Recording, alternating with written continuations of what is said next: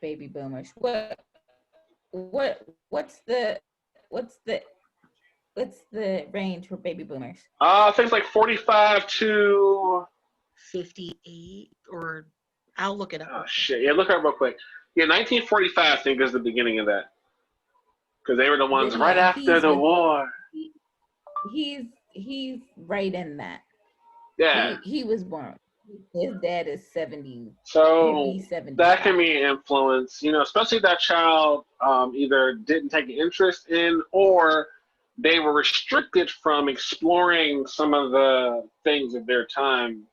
Oh no. So that could make it. 46 to 64. There we go. 46 to 64. The people that went to Vietnam, those people. That's a really huge gap, but I guess it makes sense considering everything that happened around that time, because it's like the people who just got off of World War II. Oh, they went straight to boning. Yeah, and then the people who then are getting ready to go into like Vietnam, so that's civil rights is happening. There's a lot that so that makes sense. They are that group, right? And then Gen X came out. And they were the latchkey kids. Yeah. All right, so there's that, and the microscope thing, and like the people of the 20th century, your Jerry Lee Lewis's and Elvis's, and they're marrying their 13-year-old cousins, and Elvis had a song about sexual relations with his cousin, and there was a whole lot of shit happening that was swept under the rug. Or didn't catch much dragon. It's called Kissing Cousins. It's actually a part of a movie. I'll send it to you. Mm-hmm. And if you want to talk about some shit, the song Jailhouse Rock, either the second or third verse, is all about cellmates getting it on in the prison. It's in there. No one's really paying attention to Jailhouse Rock that way, but hey, that's just me. I'm like, hey. What did you just say? Okay, that's what it is. But then you got Jerry Lee Lewis. He married his 13-year-old cousin. You got Chuck Berry, as much as I love the dude, messing around with teenage girls, taking across state lines. Shit like that now would not fly. James Brown whooping his wives, 1, 2, 3, 4 wives, and, the massive drug abuses and ODs, and it wouldn't fly as much now. It wouldn't. I mean, what was it? Was it John Lennon? Yeah, John Lennon was a domestic abuser. He was a woman beater. And this is the man that said, "All you need is love." I'm glad that it is the season where those things are being exposed.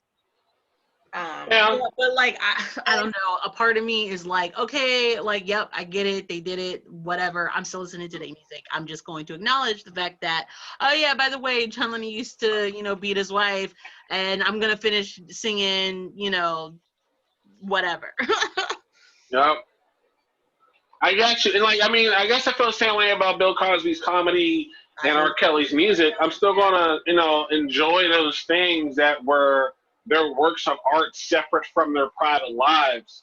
It's just that honestly, now, if we got rid of every media by people who did some messed up shit in their past, there'd be nothing left to listen to or watch. Nope. Yeah, that's valid, and I think there should be a little bit of separation between who the person is, what they're into, what their craft is. But I do think there's levels to it. I'm going to listen to, I've already established that I like a lot of R. Kelly's music. I've danced to it. I've performed it. We had family reunions. We've already said we liked it. We've already paid for it. So, all right, we got that. However, I don't need to hear no new song. I'm not paying for no new song or anything like that. And then some of the ones that some of them I'm getting rid of because I don't like the sexual ones for me. R. Kelly, that's 98%. I know. So but personally, I can deal with the Step in the Name of Loves. I can deal with Remix to Ignition. I Believe I Can Fly. I Can Fly. I'm the world's greatest. And the all song about the Mama. world's greatest, Aaliyah, Right. all the Aaliyah stuff. You know, I miss Mama. That's yeah, like but it. when we get into, you know, seems like you ready, that hits 12 different. play. Give them a little 12 play. Come on. It 12 hits play. different. It hits different. Right. It do hit different. It hits different. Yeah, well, right now it might be the opposite where. Oh, okay, that's a little bit too spot on the nose there. But it seems like now it's like the complete opposite where there is zero separation between an artist's personal life and their work and their art. Like it's I feel zero. like that comes down to the individual person. Yeah. Like, because I can separate Kevin Spacey from the bullshit that he did. Yeah. Because like I love A Midnight Summer Night. I love Midnight in the Garden of Good and Evil. I love A Usual Suspects, because like you could also watch it and then be like, well, I'm not watching it for Kevin Spacey. I'm watching it for everybody else who's in this movie who's doing a job. So it's like I love House of Cards. Frank Underwood is a great character. Right. So it's like it comes down to the individual person for me. Like there are going to be people who are just going to have nothing to listen to, and then there are going to be people who are going to enjoy themselves. So yeah. All right. So there's that, and you know that's where we're on the fence about stuff. Kind of depends on kind of a case by case basis. Now, what do y'all think about this? Because this kind of goes hand in hand with the fact that there's no separation, and it's about the frequency of information. Mm-hmm. When, you know, now, I mean, you know how it is at your fingertips, and the news cycle is so much faster and quicker than it used to be. Just even entertainment news or news in general, just media, like the news cycle, and you know, in case for those who don't know what that is about how what it is. Is what? What did she say? I said TMZ. Ever since TMZ, yeah. But like, you know, TMZ is definitely the news cycle. And you know what even suckier? Like now they're not even caring about accuracy. It's mostly about who breaks the story first. Right. But it's mostly about what? It's less about the accuracy of information and more about who breaks the story first. Yeah. And that's what the race is. But the news cycle about how quickly they switch the focus of the information has increased tremendously. Yep. What do y'all think about that? Is this good? Is this bad? I mean, at the same time, what has widened up is the amount of information. There is more exposure to smaller news stories that have the potential of blossoming up to something major now as well. So where do y'all fit? Where do y'all sit on that one? I don't like it. Like there is no break from it, like at all. You don't get no break from anything. Your phone, like, because we have our phones where things will, like, anything that's breaking, like, it comes up on my phone and it ding, ding, ding. Yeah, but I feel like you know, right, I have control, but even if I don't turn off my, like, there is no time to unwind whatsoever from anything around you, whether it's on your phone, then it comes across your TV. It doesn't matter what you're watching, it comes across your TV. It's the news. It's on every platform anymore. Like you can't just enjoy anything anymore without having to know what's going on with so-and-so's life, or so-and-so did this, or so-and-so's doing this. Because there's just so much. I think it's just too much. I hate that it's hard to know what's truth and what's not. I mean, it was hard before, but it's really hard now. Like you got to check a bunch of different sources to figure out whether this is real news or whether it's clickbait, or you know. But isn't that a good practice though, to check different sources to see accuracy? That's a great practice to have. However, most people don't utilize it. Right. Well, You see, know, I mean, well, I know I learned to research things, you know, mostly in college. Like that's where I got most comfortable with researching things on my own. And so not everybody has that same experience or is gonna look any further. So then you got people like, oh well, I saw that this person did this, and they only saw it through one source. They didn't do any research, and then they're bringing you this information, spreading it everywhere, and it's all like false. Yeah.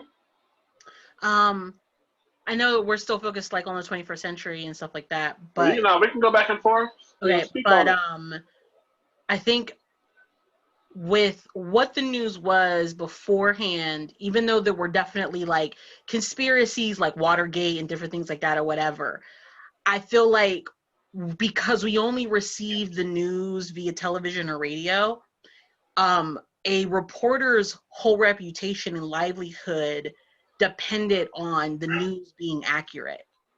So, and then because of what was going on in the world, and like because our population obviously has increased, everything that was going on television, everyone was experiencing. So and they would gear everything for the most part on kind of like a non-biased platform where things weren't altogether left and things weren't altogether right. This was just what was happening in the world right now. Whereas now you can find a whole platform dedicated to only your biased views and only pay attention to that. If you Echo chambers. You're gonna have to explain that to me. But but it's like but today, with as many platforms as there are for you to get your news, the many people who you can listen to, the many ways that you can listen to it, because you could get accurate news from satire. And some people prefer to listen to it in that form because it's easier to digest. It's not as gut-wrenching. It's not something that's like in your face and, oh my God, the world is horrible. You get to laugh a little bit to kind of ease the fact that this really is what's going on. But like at the same time, and it's a little bit more balanced though, because they make fun of both sides normally. Right. So it's like, because like at one point I decided, like, let me see what the right is thinking, because it's like these are people who have the ability to vote, and these are people who believe in what they believe in, and whether I believe it's right or not, I walk down the street and these people are sitting next to me on the bus. Like, these people are taking my groceries. These people might even be my doctor. I don't know. I need to know what it is the other side is thinking, so I know how to better like navigate through this stuff. And it's very scary to like go onto the other side and find things you agree with, and then find things you don't agree with, and then you find like the dark side of all of it, where it's like, yeah, these people are basically living in a cesspool and don't know what they're doing. So it's like, I think we as individuals have the ability, and I do apologize, I disagree. We have the ability to change the channel. We have the ability to set our settings on our phone to say when we want to receive what information we want to receive it. We have the ability to turn off the phone. Now, if somebody comes over and goes, "Did you hear about X, Y, and Z?" I don't need to hear it right now. Like, like, you're in charge of your own peace. But at the same time, it's like, the more people continue to utilize what platforms that they have, and because everyone now has, they have their phone and they have their and they have their laptop and everything else or whatever, like the information is going to be quicker, and it's going to get quicker. Like, that's just what it is. Like, we're not going to wait a week, 2 weeks before not knowing that this even went down. Like, there isn't going to be anybody who's not going to know at this point. All right. So I wanted could you kind of to explain a couple things. I want to tell you what an echo chamber is. And actually what you're talking about is, it's like, when it comes to the metrics, what you're talking about is interest-driven communities. Mm-hmm. Where you have smaller communities, and they have this one particular matching interest, and brands will focus and concentrate and oversaturate that one community with that thing. And there are like millions of them. We're all part of some sort of, people that are fans of this one particular thing, and that's what it is. But the echo chamber thing is when people surround themselves with information and sources of information that agree with their opinions that they hold already. Okay. So if they're not getting anything new, they just want to be like, yep, I'm thinking right, and this is my opinion, and obviously I'm right because the sources I've surrounded myself with are telling me the same thing that I'm already thinking. Right. And occasionally I like to get outside of my echo chamber, and you're right, it's some of that stuff is way out there. You're like, whoa! Yeah. Man, I turned on Fox News just to see what's happening on the other side one day. I was like, is this what's happening over there? But what's crazy is they look at like the Democratic side and the left side and think we're terrifying. Right.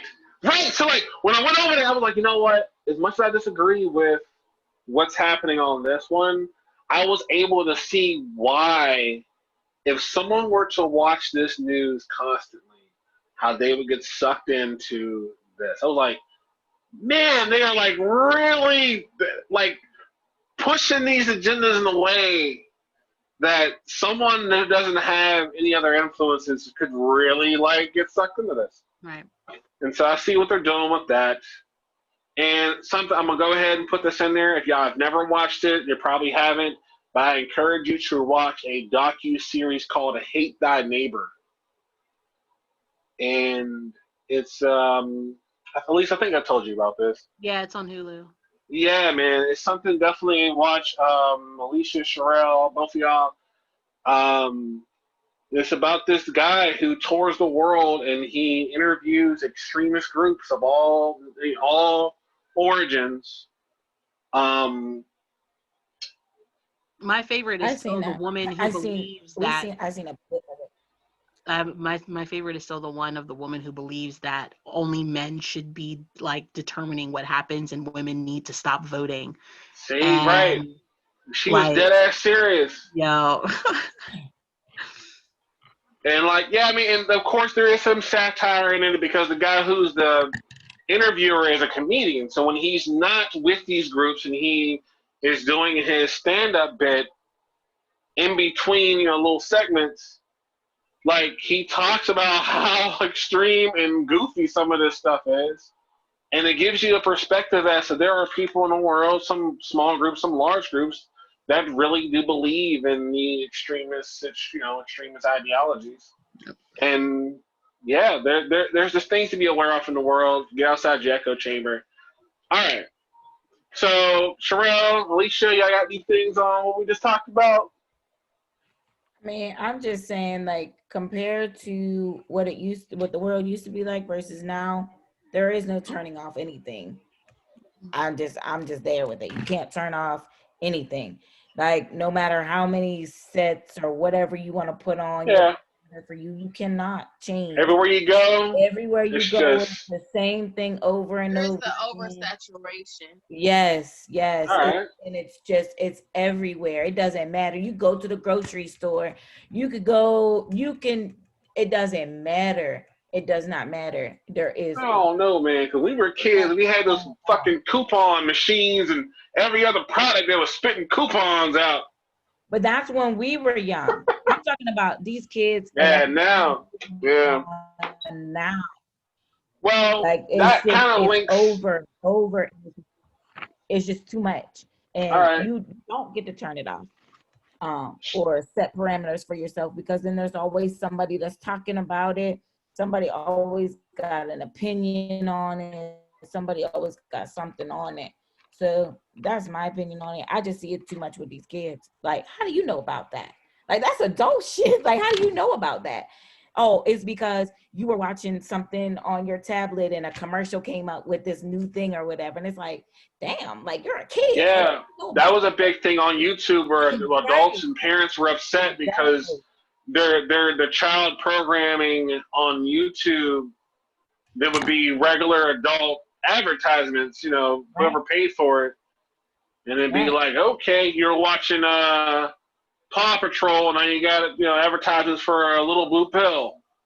Right. Or there's too much that goes on now with kids, and just in general with people, like whenever something is, it's like they want to just wham it in your face every turn, everything. They just they want to shove it down your throat. So it doesn't Sherelle, matter you got what something? it is anymore. No, we can move on. All right. So that kind of links into the whole thing with the way advertisements roll, man, in terms of in your face. I mean, the way they do now with the metrics is they customize and target. And I know all of us have experienced this. They customize and target your advertisements directly. Based off your search. They're beyond that now. It's based on you, because our phones are recording everything constantly. Mm-hmm. Just you said something to a friend and it heard you, and then all of a sudden your next 20 ads are about some random ass thing that you don't even like because you were talking about it. Yeah. And they heard you. Like I had mentioned to you guys before, you don't even have to say anything. You could have just been in an area near something, and then now, like for instance, I went to Arby's for lunch. Got the meats. Went back to work, and now my coworker has an Arby's ad on her phone, and she's never had one on her phone before. Yup. Because my phone was in the area. And they want to think she smelled your Arby's, and she must want some. I don't like that at all. Like, I don't like it. I wish there was a way to shut that off. I think there might be. Yeah, don't buy a phone. It's about the only way that's gonna work. I loved it when people do the like then and now challenges, like 10 years ago and blah blah blah, or this is what I'll look like when I'm old with this app or whatever, and people are like, this is how people are gonna do face recognition and this blah blah blah blah. And I was like, your phone knows that you want pizza before you do. If you honestly think already done that your face and you've been posting pictures of yourself since 2003, I'm pretty sure if somebody wants to get your information, they've got it already. And like when people get mad about that, and they're like, "Oh man, Facebook is selling our information, and MySpace, and Instagrams, and the TikToks." If you read their user agreement, it's their website. They can do whatever the fuck they want with their website. You put your stuff on their website. They can do whatever they want with it after that. We live in a world of consumerism. Like, of course, we're Americans. When you do that, like, you have the ability to do what you want with your business. Like, that's the whole reason why people want to be entrepreneurs in America. Like, and that kind of started. Well, it started in the 50s and it blew up in the 80s, and consumerism was a thing, and then of course, going into debt was another thing. Right, but I mean, like, living in corporate America gives you that freedom. Of course. So. Yep. And people not paying for information. But it's also the same as like cigarettes. Like, they tell you on the package, it will cause you cancer.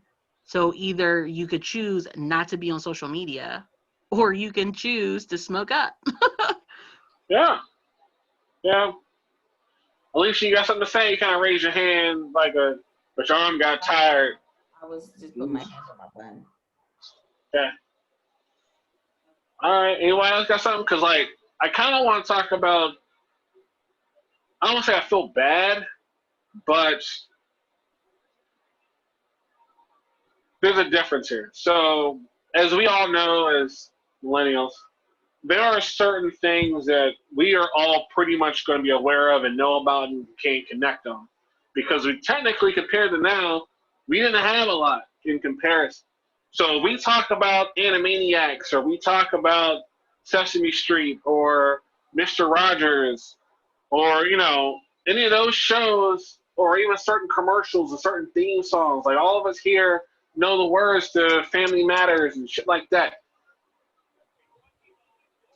We know that because we didn't really have a lot of other options of watching. We only had 2 or 3 kids channels and a couple local ones and, whatever.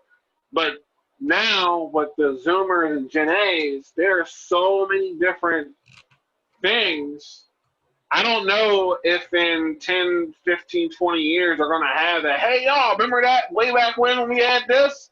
There's not as many of that because they're going to be like, well, I didn't watch that. I'll watch these 20 other shows. Right.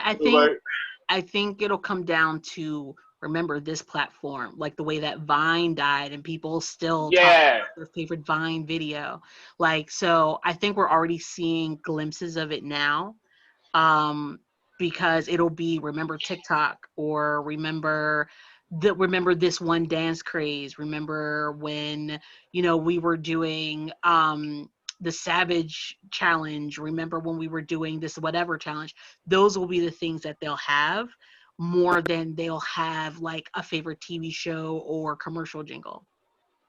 Yeah, which is definitely changing. Because us and every generation before us had shows to connect on, TV commercials to connect on, even songs to connect on.